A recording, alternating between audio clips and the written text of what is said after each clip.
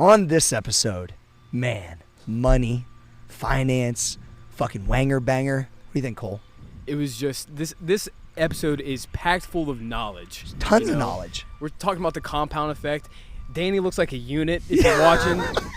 Trey got up and put an Albert Einstein shirt on. Yes. Crypto, dividends, all finance. You need to be listening. You need to be talking about it in your circle, out of your circle. Like, you will get better. Motherfuckers that fuck with money got money. That's facts. Facts. We're going to teach you how to minimize your bonage. Yeah, that too. Minimize your bonage, yes. Go to the episode. Roundtable.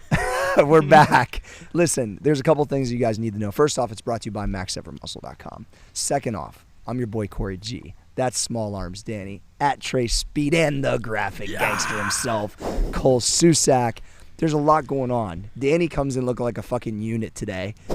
Trey's got big dick energy with this fucking Albert Einstein shirt cut off. Crazy. You're repping like an old school like Call of Duty shirt, Call of Duty right? MW3. Shout out. I love that. I'm basically Corey Vintage today. So you could refer to me as Corey Vintage Dier. And so if you go Corey Vintage Dier, you can see I've got this memorial shirt that came from, amazing guy named Trayvon Dier. And this is the first Kangol I ever owned. I bought in 1995 for $1 at the Goodwill.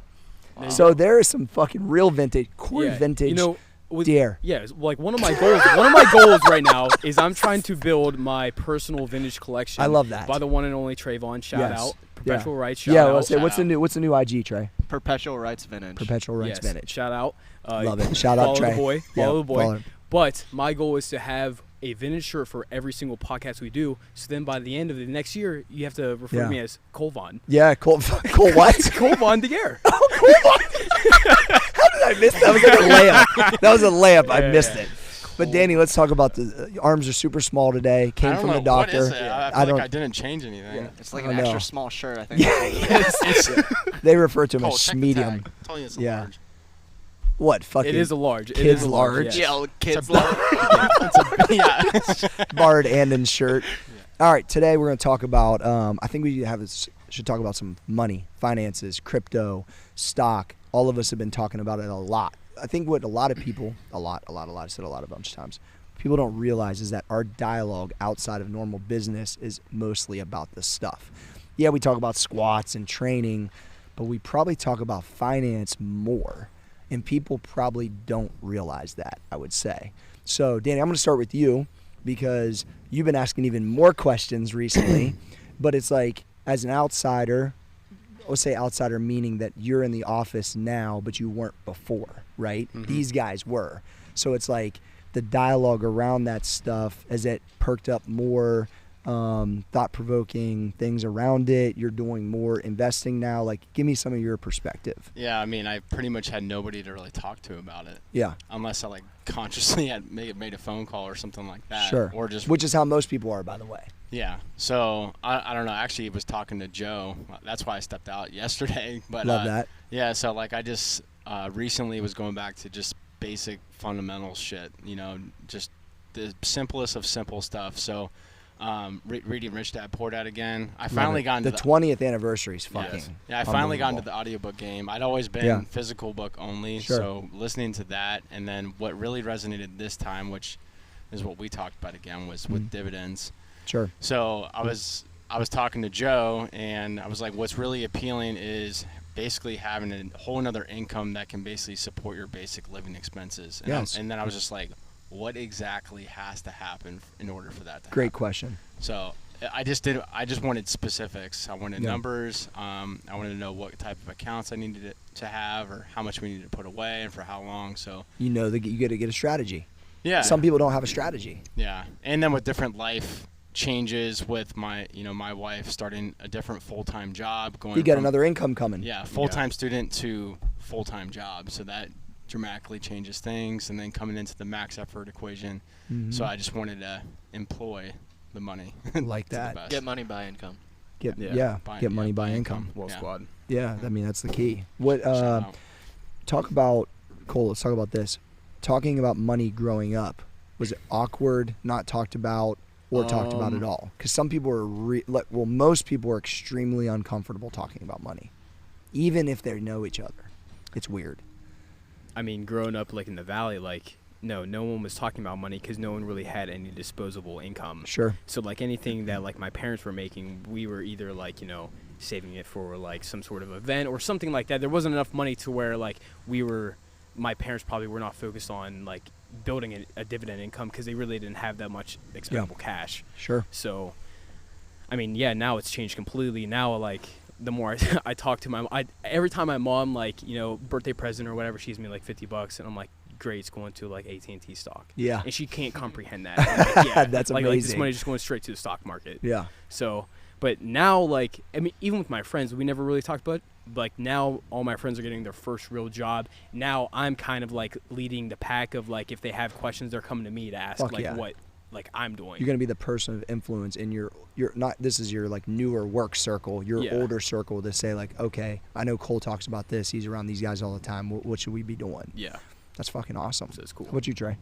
I would say the main discussion of money was probably that we do not have enough. Yeah, same. I would say that was the main had a lot of those discussions. discussions. We don't have enough to do certain things. So there really wasn't like no like financial talk really at all growing up, honestly. Even on my literally none of us had any financial like even stuff, on my dad's side. So my dad's side, I mean they got money. Yeah. But it was still never a discussion with never was discussion with us though.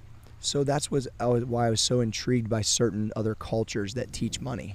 Because then it's like, yes, somebody has to crack the code to have money to teach it. Yeah. But because they don't teach it in our traditional system, and I really didn't learn this till I was much older, which is why I'm teaching and why AG probably knows more right now than fucking I just did even up to 3 years ago. Like understanding the market and the options and all that shit. Like it's amazing to think like, where would they be? Where will you be at 21, 24, at 30?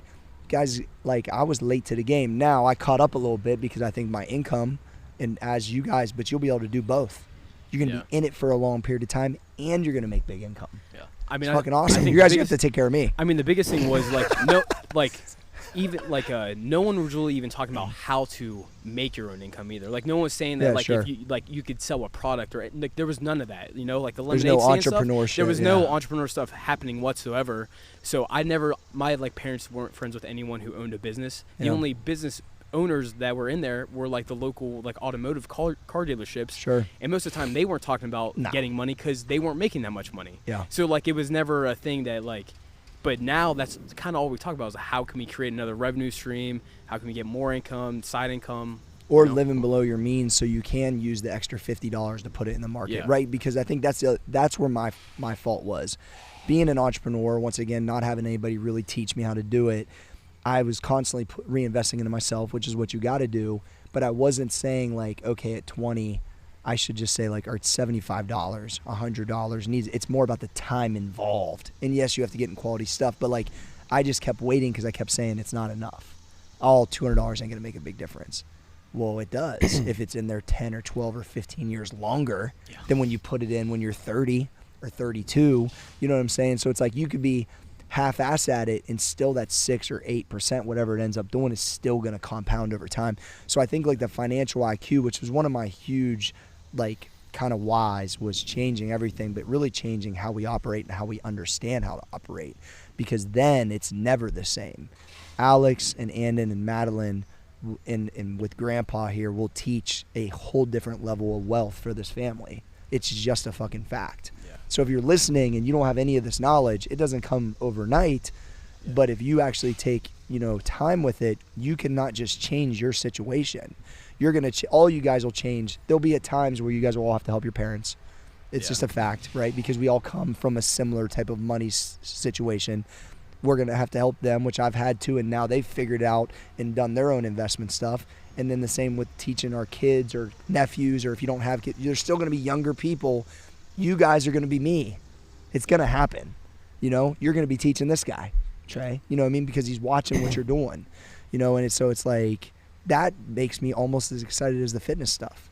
Yeah. Because although we can enrich people's lives with health, when they got the other side too, both of them is killer combo, bro. Yeah. It's wild. You can change generations. It does. Yeah. Because it's education. It's the right education. Yeah. So it's how much you can hold on to.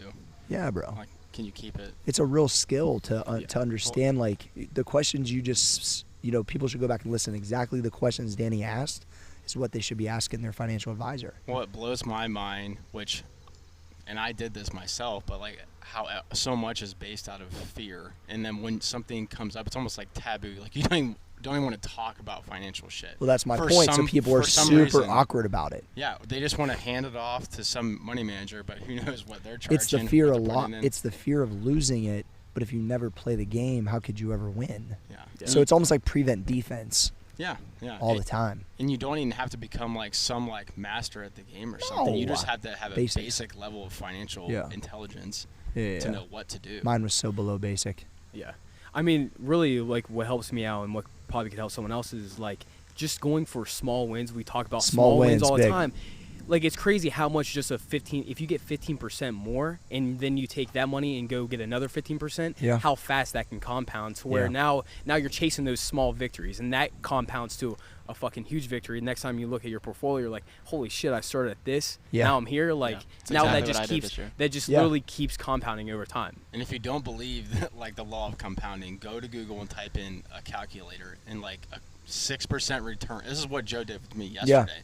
Like, he's like, it'll probably be way more than this. He's like, since 2007 or something, he's had an average of like 13% return. Yeah. But like, he based off of like the worst, like 6% over until I'm like 65, and like, this is how much. So explain that. If you've got $100, you're gonna get $6 for free. Yeah. For the next, but then it's 6% of 106. Yeah. And then 6% of 112. Yeah. And so when people start, and then you're like, well, shit, what if I do it for 30 years? And what happens if my 401 or whatever I'm investing got 100 racks in it? Because you've been working, you know what I mean? Like, it goes crazy. Mm-hmm. It really, here's the other thing people don't realize is if you live below your means, you dedicate your dollars to that, the leverage for other business is huge. And I got to experience that a lot in the last probably 5 years when I went to get property, did the buyout for Max. I was able to utilize my securities as a leverage tool, which, by the way, growing up, no one I even knew owned a stock. Yeah. Right? I didn't know anyone either. So, so let's just put that out there. So let alone, when you own stock at a certain amount of value, you can get a loan of 70% the value to do business. Like, the leverage spots of those building your asset column, unbelievable, especially now with the dividends, it's a residual asset column. It's just a whole nother level of like understanding. This is going to sound crazy to a lot of people, but if you can understand like these basic level things of dividends and basic investing, like, it'll open up and unlock, be like, man, I could really have a setup when I'm older that is going to give me the true financial freedom. By the way, if you start early, it's probably going to happen a lot faster than that, because once you really understand it, there's a couple words that I've changed, like in my household. Rachel will be like, you spent this money on this, and I'm like, I'm not spending the money. I'm investing the money. Those are two different things. I spent the $1 when I bought this amazing Kangol. Yep. But you invest it when you're actually putting it into an asset you hope. Now look, I got high risk shit. It might feel like spending it, but the reality is you got to use that terminology and hearing, hey, Corey, you can't have this because money don't grow on trees. Like, I used to hear that shit. No fault to my mom. It's just her situation. But it's like, I'm always figuring out, how can I afford it? And it don't grow on trees, but motherfucker, I'm gonna water something that's about to grow. That's gonna grow something that has to do with money. Mm-hmm. So it's just like that dialogue. It's a completely different perspective. So different, dude. Yeah, you're asking it's a different life. Wrong question. Yeah. It's a different life. Yeah. Fucking, I love it. And a lot of times, like, people my age, like, they really just don't even know how to get started. Yeah. Like, if someone would have told me, like whenever I was in high school, like, cutting grass or something like that, I can get on Robinhood or whatever and just buy one stock.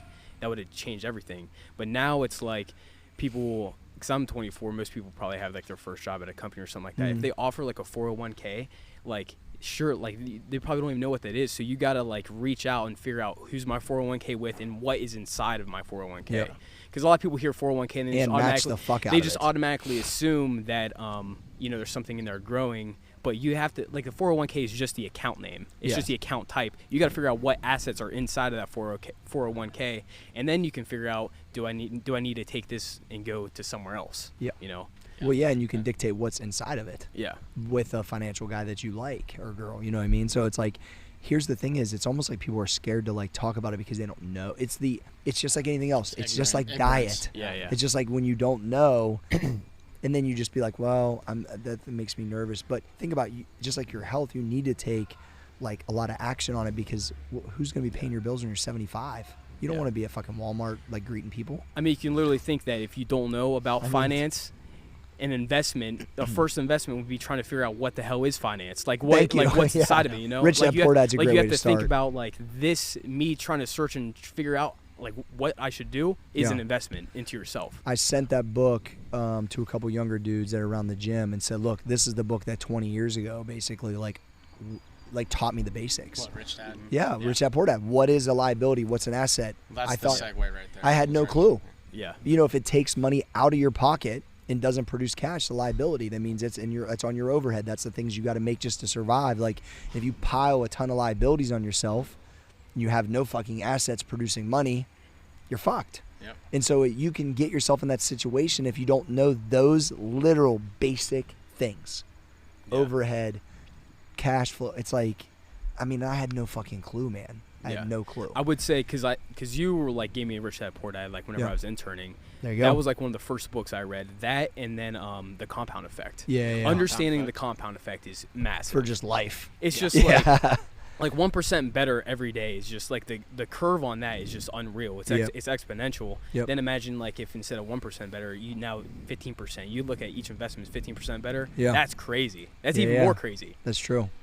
What was the one that kind of woke you up, Trey? The compound effect. Yeah, compound effect. Definitely the compound effect as well. You, Danny? Rich Dad Poor Dad, and then the cash flow quadrant. Cash flow quadrant is good too, and that's a little bit more advanced, but that's like the numbered. So really, it's like there's a natural progression. The progression. So if we're telling people, hey, they're listening to us, and they're going, I really understand about 12% of what these guys are saying, which I was there before. It's like Rich Dad Poor Dad. I really like the one they kind of tweaked a little bit with the newer one, the compound effect second, and I think the cash flow quadrant third.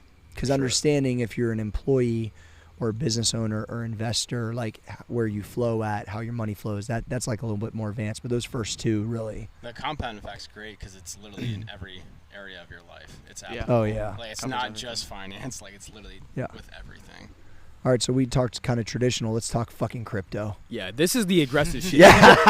See, like what we just talked about was the basic fundamentals. You know, we have our long-term plays. We have like our like kind of security, like like I own Amazon stock. Yes, like we're getting dividends. We've already passed that. Now it's like the fucking like and to your point, we're just going to continue to execute that. Like I'm just going to have X amount of dollars. It's all relative to our own situations that we're going to spend in a traditional market, probably, right? That's probably accurate. Explain that real quick, because like with like asset allocation, that like you're not fucking like only in crypto, but so I wrote something down when I was listening to it earlier. Just high level. Yeah, no. What I want to. Oh, here it was. It was.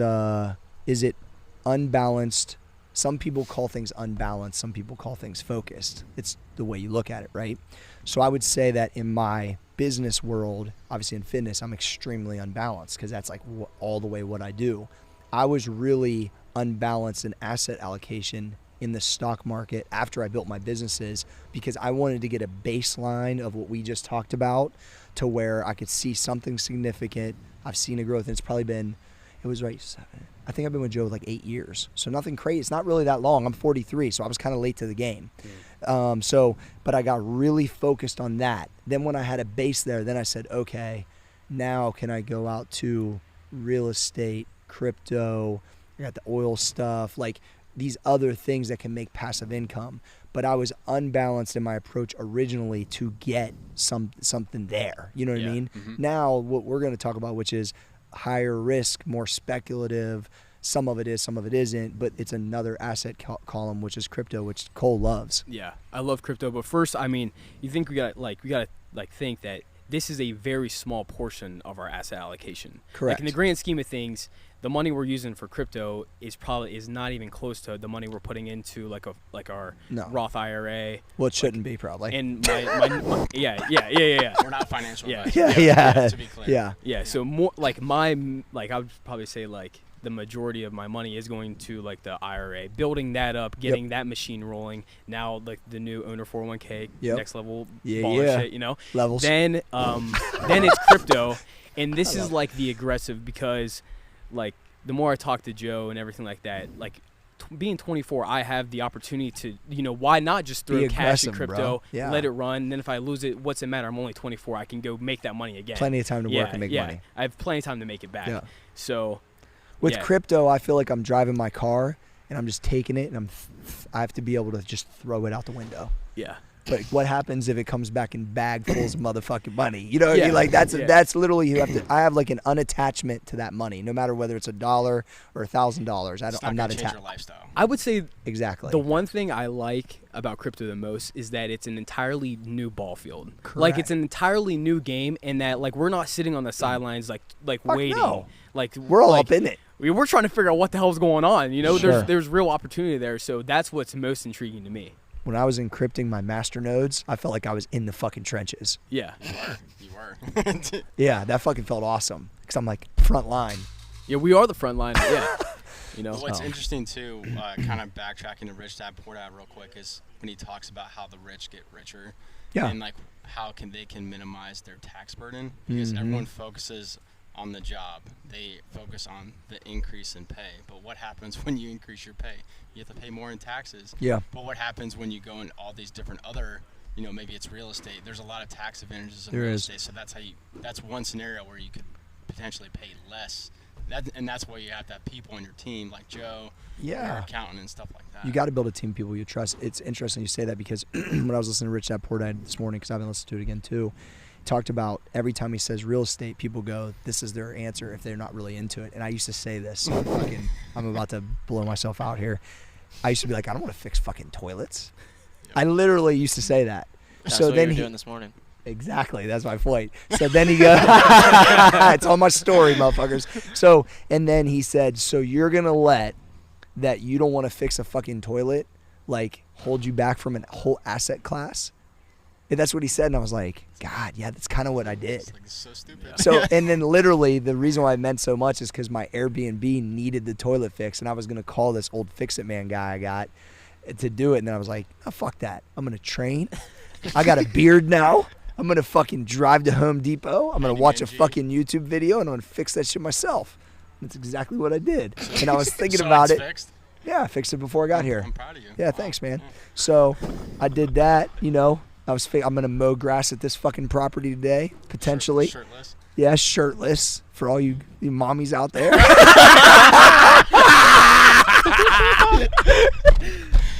How do you spell that? Yeah.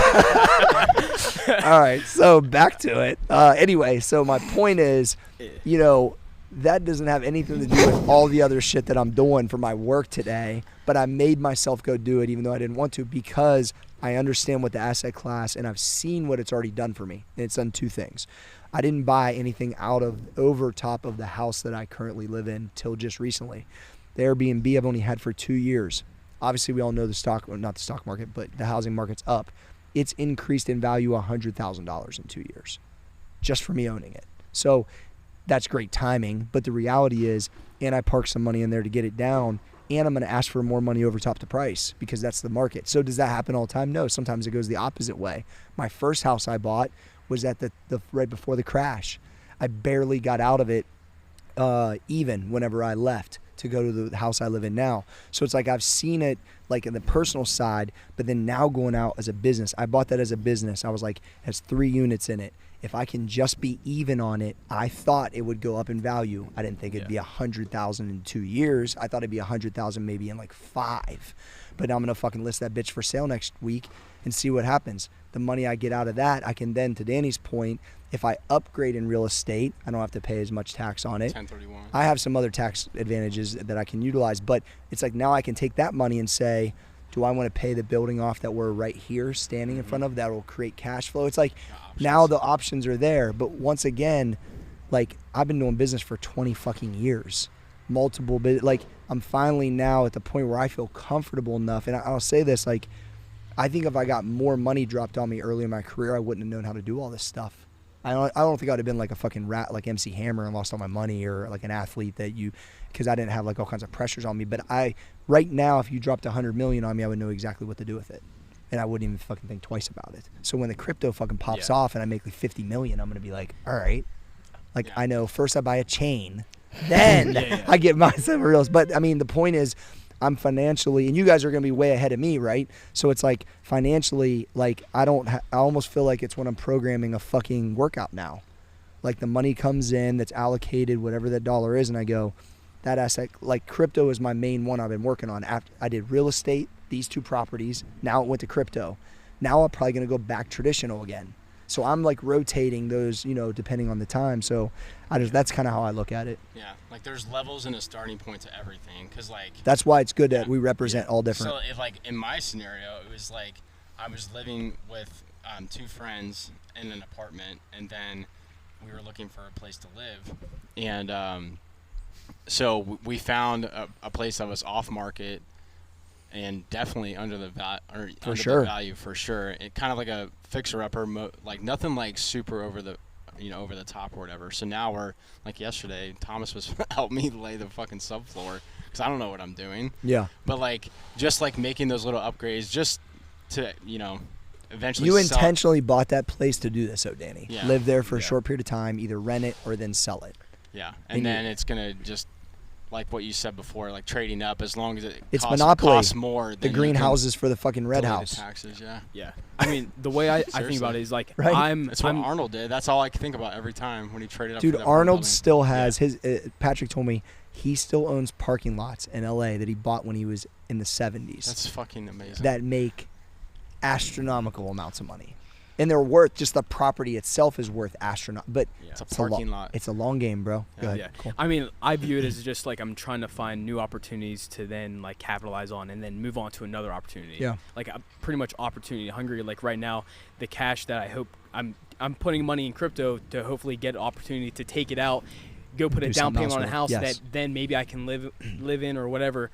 Rent it out, then flip that equity, and now I have another, like, let's say $50,000 for another opportunity that I can go flip.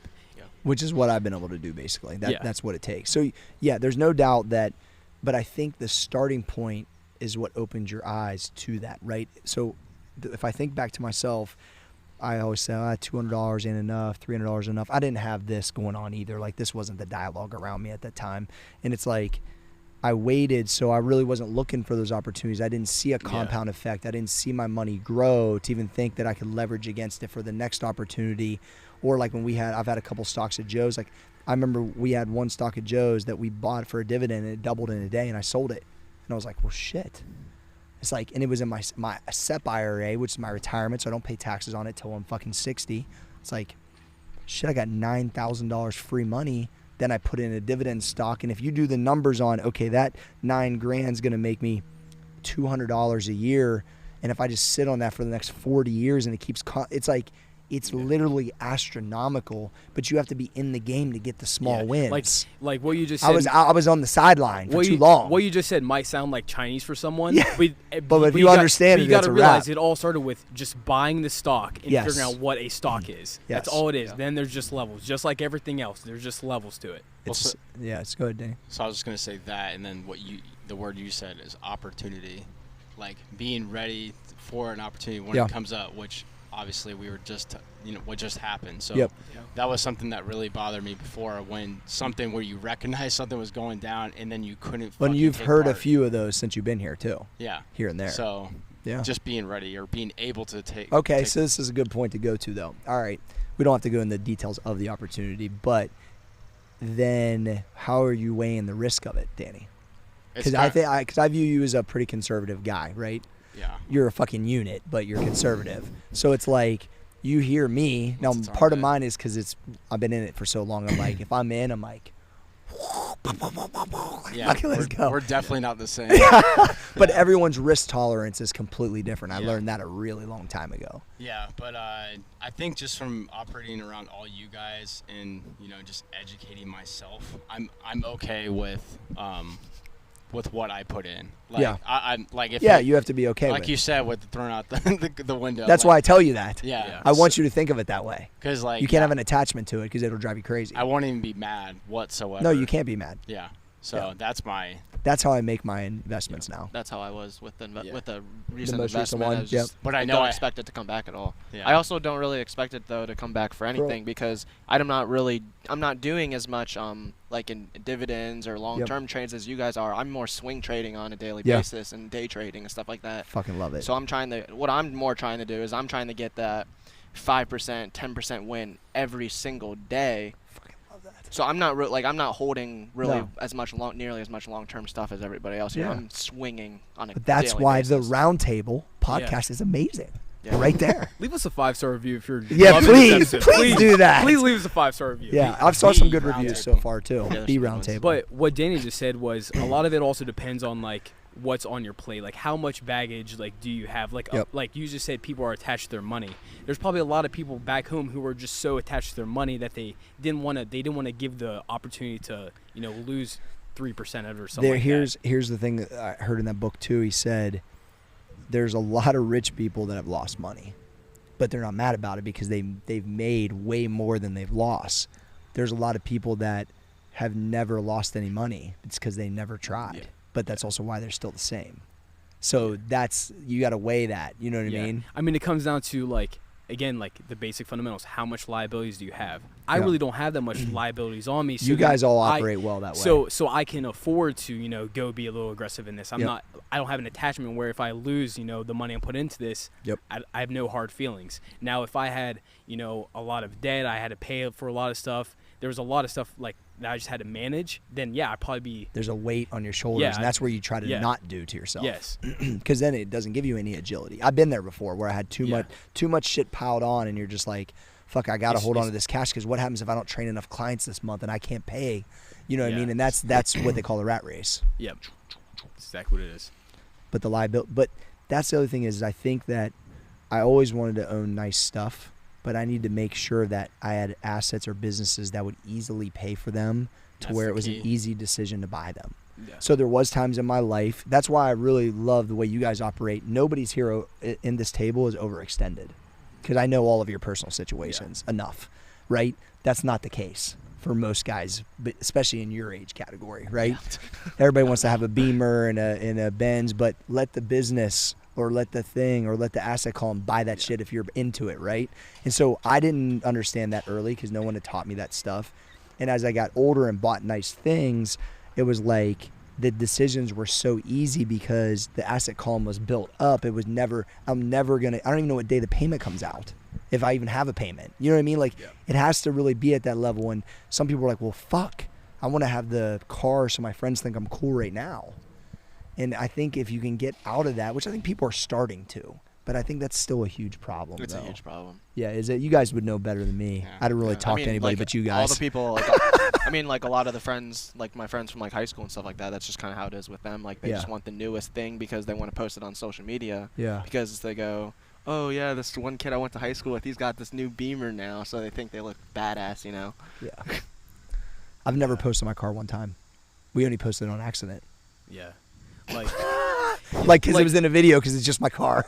Yeah, a lot of people my age, they love the Instagram clout. They really do. They enjoy that stuff, but clout. They probably don't enjoy the stress that they're putting on themselves as much as they enjoy that car. I gotcha. But I think the thing with me is probably from growing up not really having much. I'm okay with living kind of grimy. The apartment I live in is literally a fucking shack. It's living in a he has a room and it's just kind of literally a small bedroom. It's so grimy, but I enjoy that. I think that's cooler than fucking having a new car. It's 100%. It's a cool story, and you do kind of have a new car, but you probably don't even. It doesn't matter.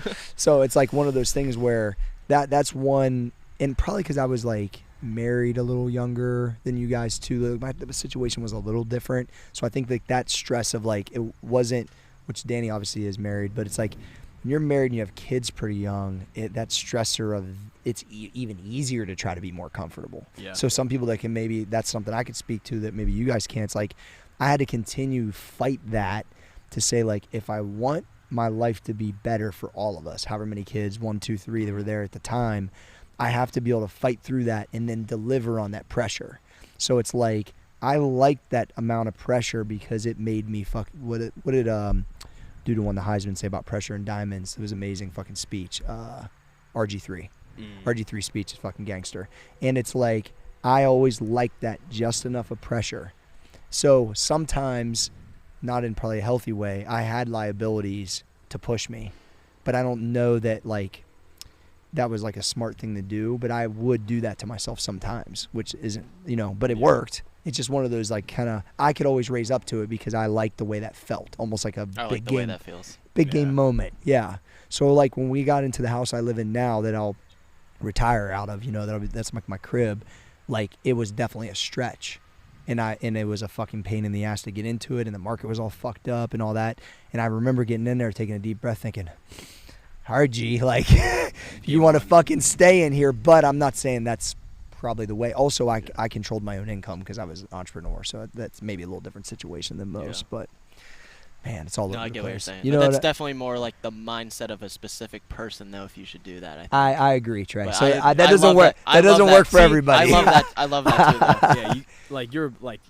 You guys we're fucking vibing on that. Yeah. Me personally, I'm trying to settle myself to where whenever that I have to make those like big moves. Yeah. That it's no pressure. Like I'm. Just, but that's what you're doing. Like you're setting it up. That's what I'm trying to do. But I added like a wife and 2 kids to that equation. And it made it was a little interesting. Which I know that's eventually going to happen. So I'm setting myself up to You guys just understand, and obviously the resources there and the dialogues there. It's like I'm so happy because you guys literally could be just creating an astronomical amount of wealth because you know about it so early in the spots that you guys are in already. Just start. Oh my gosh. I wish I started so much younger. Like I look at Andon and AG and what they even know, and I bought them a couple shares here and there, and seeing it only grow from what I gave them for Christmas 3 years ago, because I give them stock for Christmas every year. It's ridiculous. Which is something that's not even the discussion at all. That was not in the discussion at all for any of us, though. No. Stock for Christmas and stuff. But that's easily something I'm going to do. Yeah. Like as soon as I possibly can. You know how good that felt? Because I knew this is what I was trying to do. I could feel it, like, and then all the questions they asked. That was like the asked, generation change. It was. I think and this is something somebody asked me the other day, what's the best advice I've given AG or one of my kids? I'm like, I haven't really given them any advice. I just let them, like, I'm just showing them how I operate. And then when they want to know, I explain it more as I've started to even more in the last, like, probably 2 years with him, right? And it's like, same with the stock. Give it to them. They hear me and their mom talking about it. They hear us talking about it. It's normal. Mm-hmm. That's normal in my house. Hey, what's Nike stock today, Dad? That's what Annan asked me the other day. The fact that my mom will talk to me about Tesla stock, Annan's asking me about Nike stock. Everyone has portfolios. Like, that's like when I saw like the super rich Jewish families when I first moved here, the Schottensteins, I was around these guys, and the way that they operated, it was like everyone knew. It was like I was the only one that didn't know. Yeah. I was like, I need to know. I need to know what all of these motherfuckers know. And it was like, and that's like a traditional thing that you've seen in that culture, that it's businesses are passed down, money understandings passed down. I was like, I need that. Like, where is that at? And that's what I can feel is happening. Like, I'm looking at it, these guys as money grow. Like, I bought a share of stock for every one of my nieces and nephews, Amazon, and I give it to them when they graduate. And like, I've seen it grow a lot. Like, Jared was the first one, right? Because Jared's like 20 now. Mm-hmm. So boom, you know how cool that felt? That's him starting his portfolio. I said, look, just forget about it. Like, you guys like me, you think I'm cool, listen to me. Don't call Joe. Just forget about it. Mm-hmm. And then, you know, you need something when you go to start your first business. What happens if it's 7,000 or it's split and now it's 4-1? Like, yeah, it's crazy. There you go. I wish somebody would have done that for me. And I remember hearing friends of mine that their grandparents bought a Microsoft. Microsoft split 3 times. So by the time they probably graduate or got older, it's probably worth 20 grand. Yeah. So like, I look at it like now, like it literally could be, if it does split 10-1 at some point and then goes back to without, each one of these kids could have 10 or 20,000. Dude, I didn't have 10 or 20,000 for a while. Like a while. Yeah. You guys are way ahead of me on that one. So I know I just talked a lot, but I felt like it was pretty important. No, it's facts. Yeah. Hopefully you guys will follow that trend. Yeah. I mean, the basic fundamentals is that, like, we searched out to try to find this knowledge, and we treated it as an investment. We knew that if we even understood the slightest bit of finance, like, that can, like, pay off crazy returns. Listen, some dude, and I can't remember who it was, he was like, people that fuck with money have money. It's just a fact. Like, he was a financial dude. Now, it wasn't like somebody I knew well. It was in general conversation. I was at some meetings or something, but I could tell he knew his shit. I was like, man, and I said something about I'm trying to really learn. He was like, look, people that understand it just have it. People that don't understand it don't, unless there's some sort of luck. I mean, it's really, I know that sounds super simple, like that. but it's the fucking truth, though. I understand it, so I'm going to have it. And not only am I going to have it, I'm going to preserve it. If you don't understand it, metaphorically, whoever you is, like, you're not going to have it because you don't have the skills. It's like having a physique. I have the skills to have a physique. I know exactly what I can do. More important, though, is the preserving it part, though. The preserving part, yeah. That's the wealth. That's the actual wealth. That's the actual wealth. But once people like really start to use the term investment on a daily basis, like, you got to think, if you're doing the fucking workouts, that's an investment in yourself. If you're doing the lunges, that's an investment to yourself. Then it's like in your career, like right now I'm trying to learn about copywriting so I can be like an email whiz like Danny. That's an investment to make me even more of a graphic gangster. Like, you're investing your time. Yes. You're starting to use that as the actual terminology. Yes. It's not spending your time. It's not like I'm enjoying my time trying to read a book. I'm investing so I can get something out of it, and then. Which is when in my career, when I've gotten good or understand more things, I would invest and immerse myself in it. Yes. Like, that's how I ended up weighing 240 going to West Side.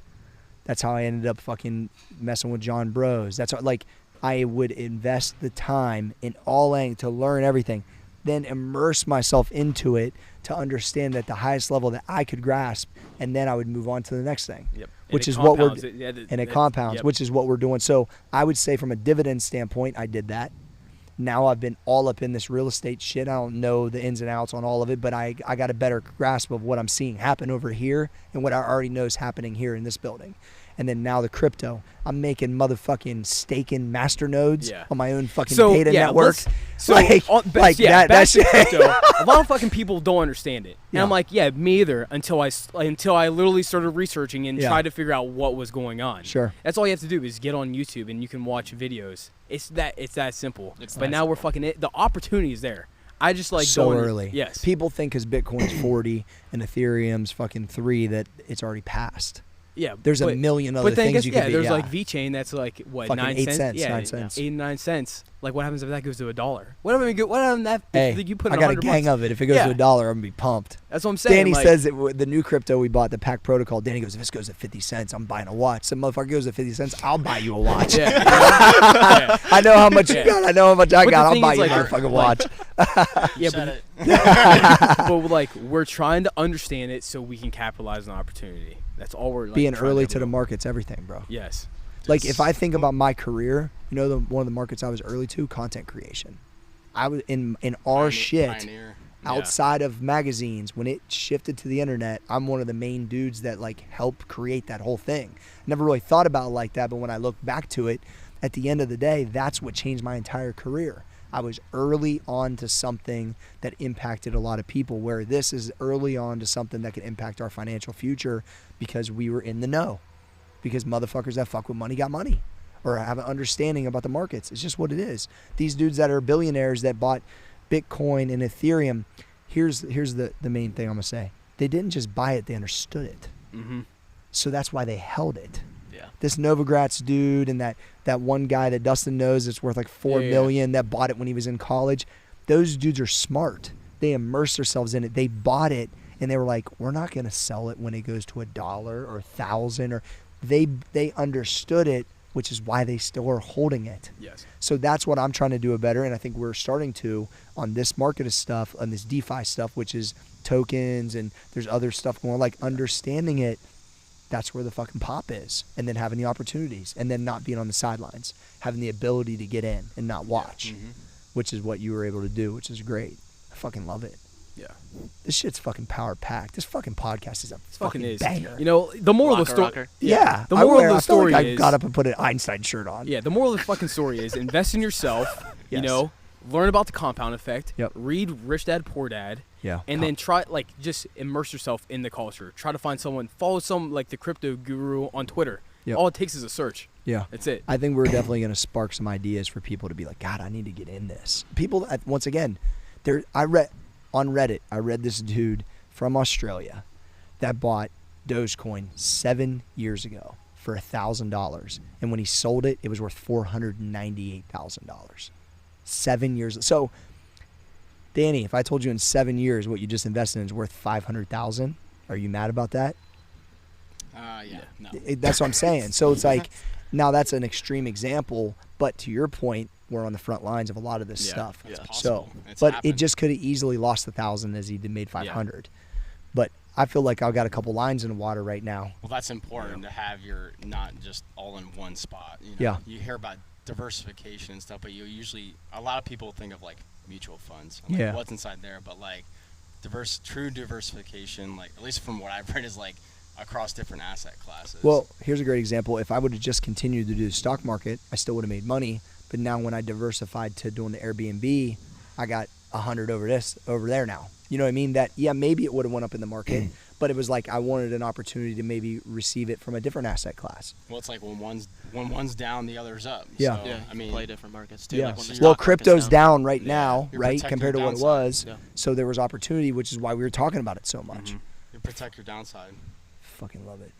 I don't know. Have you heard that story with Richard Branson when he started Virgin? Tell us. No. Well, I mean, this is a very paraphrased version, but sure. Pretty much when we're on a podcast, doesn't matter. Yeah, I think it was Richard Branson, but when he like started it or whatever, he negotiated with Boeing for the planes to lease the planes. So if it didn't fucking work out, he could literally return the planes. To the company, which is like unheard of. Smart. I was like, I don't know. Tony Robbins talks about it all the time with like protecting your downside. He's like, so these guys really aren't taking risk. Minimize your bonage. Yeah, minimize your bonage. I do. Yeah. That's one of my favorite terms. You got to minimize your bonage. Shout out to Nick Vitula. That's the Italian gangster that told me minimize your bonage. That's amazing. Dude, I'm going to retell the story. Wow. Yes. So, please.